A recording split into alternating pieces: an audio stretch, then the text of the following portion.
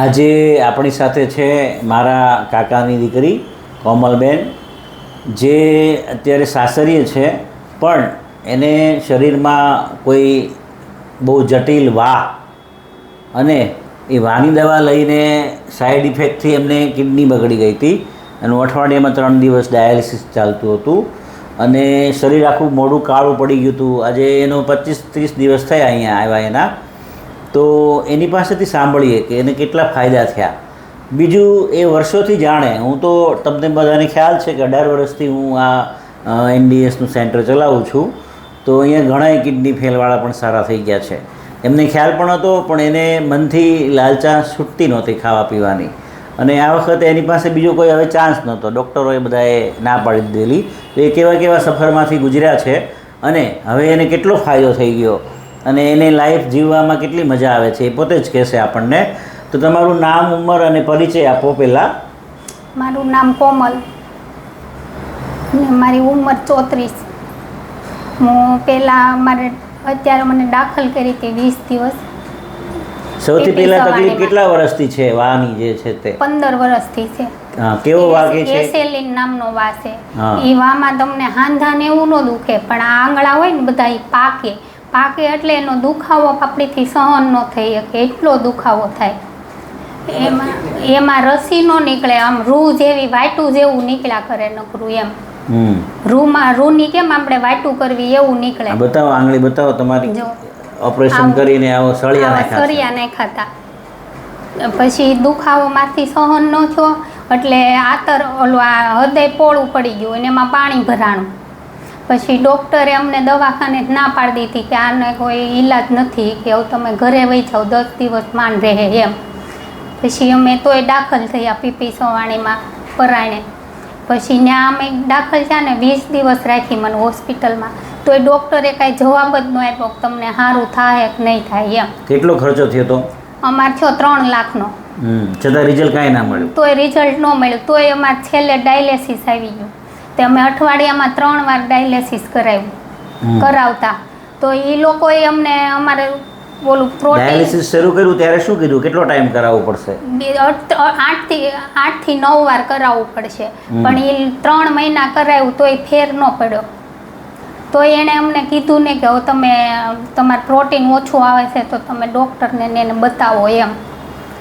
Dialysis બંધ કરવાની જગ્યાએ શું કીધું, કાયમ કરવું પડશે? હા, કાયમ હવે તમારે રહે રેગ્યુલર. પછી ઓલું પિસ્યુના બેહારજો એમ હાથમાં.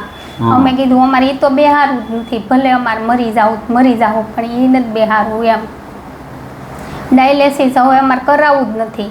પછી અમે રિપોર્ટ કરાવીને દવાખાને બતાવવા ગયા. અને પહેલાં અમે અહીંયા આવ્યા, 11 દિવસ અહીંયા કોર્સ કર્યો, એમાં 3 દીમાં મને રિઝલ્ટ મળ્યું. અહીંયા હું નીચે ન બેસી શકતી, હચોડી લાદીમાં. એની જગ્યાએ અત્યારે લાદીમાં બેસીને હાથે ઊભી થઈ જવા મળી. નગર મારા પપ્પાની ઊભી કરતા મને. અઠવાડિયામાં કેટલા ડાયાલિસિસ ચાલતા હતા અહીંયા આવ્યા ત્યારે? 3. હા, અત્યારે કેટલા દિવસ થયા ટોટલ? અત્યારે મારે 25 દિવસ થઈ ગયા ડાયાલિસિસ બંધ કર્યું ને એના. બિલકુલ ફિસ્યુલે કાઢ્યો, પેલું નળી કાઢી નાખી. અહીંયા ગળે નળી બેહારી હતી, એ કાઢી નાખી. અને વાની દવા આવેલ્યો છો? નહીં. ડૉક્ટરે શું કીધેલું? તમારે આજીવન શરૂ રાખવાની એમ. સ્ટીરોઇડ હતી. એમાં અત્યારે મને દાખલ કરીને તે 40 પાવર કરી નાખ્યો તો, નકર 5 પાવર હતો. વધી ગયો પાવર. હવે બિલકુલ દવા નથી લેતા? નહીં. છતાં શું ફરક લાગે હવે પહેલાં કરતાં? આમ શરીર હળવું લાગે અને આમ મજા આવે એમ શરીરમાં. તમે કેટલા વર્ષથી આ જાણતા હતા? તમારે શરૂ થયું ત્યારનું. એ બધા મારા કાકા છે, એટલે 18 વર્ષથી તો એને ખબર જ છે અમે કરાવીએ છીએ. અને એની ઘરે જઈએ તો અમે જમવામાં આપણું બધી NDS સિસ્ટમ પ્રમાણે હોય. અમે વચ્ચે આવ્યા હતા હોતે પણ મને મજા ન આવી ને તે બંધ થઈ ગયા. હા, અને હવે તમને કેવું લાગે છે? એવું કંઈ લાગે છે? સારું લાગે. હું તો બધાને કહું છું, સલાહ દઉં કે તમે ન્યા જાઓ એકવાર એમ. માંદા માણસો હોય ને એને. હા, હારા તો આવવાના છે નહીં કાંઈ. હા, તો બધાને કહું, પણ બધાને એમ થાય ન્યા થોડું જવાય, ભૂખ્યું થોડું રહેવાય. તમને એવું લાગ્યું કે તમે પહેલી વખત આવ્યા ત્યારે તમે જોઈન્ટ ના થયા, પછી જ્યારે તમારી પાસે કોઈ ઓપ્શન જ ના આવ્યું જીવવા મરવા માટે, તો તમે હવે આ વખતે જોઈન થયા તો આ વખતે તમારું મન કેવું બદલાણું હવે?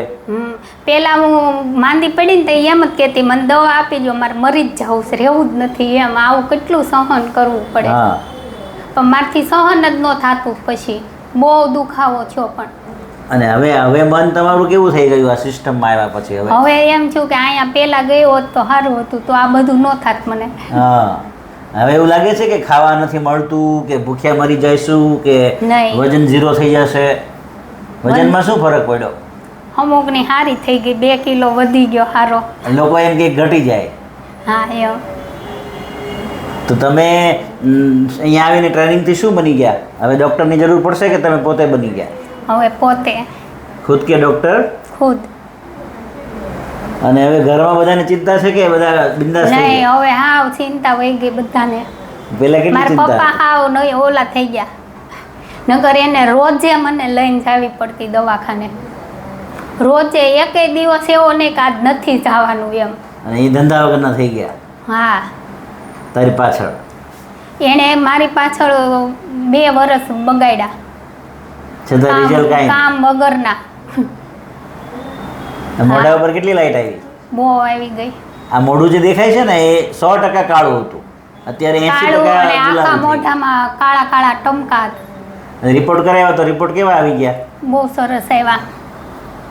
ડોક્ટરે ખુદ કહી દીધું કે તમે હવે ડાયાલિસિસ કઢવી નાખો એમ. હા, બીજું શું કીધું તમને? નવો જન્મ મળ્યો એમ? હા, નવો જન્મ મળ્યો ને તમને બોનસ મળ્યું એ કે આ કિડનીમાં એ કે એમ. તમારે કોઈને નકર ડાયાલિસિસ આવે ને કિડની ખરાબ થઈ હોય ને એને કોઈ દી ડાયાલિસિસ જાય નહીં, કે તમારે ભાગશાળી કેવા વયું ગયું એમ. અને અહીંયા ખર્ચો વધારે થયો કે દવાખાનામાં વધારે થયો? દવાખાનામાં થયો 3.5 લાખનો. હા, તો લોકોને અહીંયા મોંઘું લાગે, તો આ મોંઘું પડે કોઈને? નહીં, ન પડે, પણ સમજતા નથી માણસો. સમજે નહીં તો એનો પ્રશ્ન છે. આપણે એને બતાવવાનું છે દર્શકોને કે અહીંયા મોંઘું નથી, અહીંયા એવું નથી કે કંઈ જીવવાની મજા ન આવે. એવું લાગે છે કે કંઈ આપણે બધા ખાતા હોય ને આપણે આપણું ખાતા હોઈએ તો એવું લાગે કે આપણને મરી જઈશું કે રહી ગયા ખાતા પીતા વગર? દવા ખાવી સારી, દવાખાને જવું સારું કે NDS અપનાવવું સારું? હા, સારું. જ્યુસ પીવાનું સારું. હવે જિંદગીભર કોન્ફિડન્સ આવી ગયો કે હવે પાછું ડાયાલિસિસમાં નહીં જવું પડે? નહીં, હવે નથી જવું. અને દુખાવામાં ઘણું સારું છે. દવા લેવી પડશે? ડૉક્ટરે કીધું તો આજીવન લેવી પડશે? નહીં. કયો વાહ કીધો? એસેલિક. એસેલિક વાહ. એ એમ કે જાય જ નહીં, અને હજારોમાં એક જ જણને હોય એવો, હજારો લાખો દર્દી હોય ને એમાંથી. તો જો મિત્રો, આટલું સરસ પરિણામ મળ્યું. મારા કાકાની દીકરી છે, અહીંયા ખુદના ડૉક્ટર ખુદ બનો, એ અમારી ટ્રેનિંગનું નામ છે. કોઈ પ્રોડક્ટ પાવડરનો ખર્ચો કરાયો અહીંયા? નહીં. કોઈ કસરત, યોગા, જીમ, વોકિંગ? નહીં, એવું કાંઈ નથી. છતાંય બધું સારું થઈ ગયું? હા. અને આંખોની ચમક વધી ગઈ, ચહેરાની ચમક વધી ગઈ. તો શરૂઆતમાં 2-5 દિવસ એવું લાગે, પણ જેમ જેમ તમે શરૂઆતમાં મને બહુ લાગ્યું, પણ આમ સહન કરવું પડે બધું. ઠીક છે. પેલા મને માથું બહુ દુખ્યું 2-3 દી. હા, એ તો બધું. કોઈ ગુટખા છોડે ને તો એને દુખે, તમાકુ છોડે તો એને દુખે, ચા છોડે તો એને દુખે. ખાવા પીવાની પદ્ધતિ બદલી એટલે 2-4 દિવસ બધું થાય. એના માટે તમારે અમારી પાસે ટ્રેનિંગમાં આવવાનું છે. હા. ટ્રેનિંગ કેવી લાગી? લેક્ચર કેવા લાગ્યા? એ બહુ મજા આવતી સાંભળવાની. હું બધાને એમ જ કહું, એ પહેલાં બધું સમજાવે 2 કલાક, પછી તમે સમજો ને તો આમ અંદર ઉતારો ને તો તમને ગુણ મળે, નકર તો તમને એમ જ થાય બધું માથેથી વયું જાય એમ. લોકો આજે ટાઈમ નથી અહીંયા આવવાનું.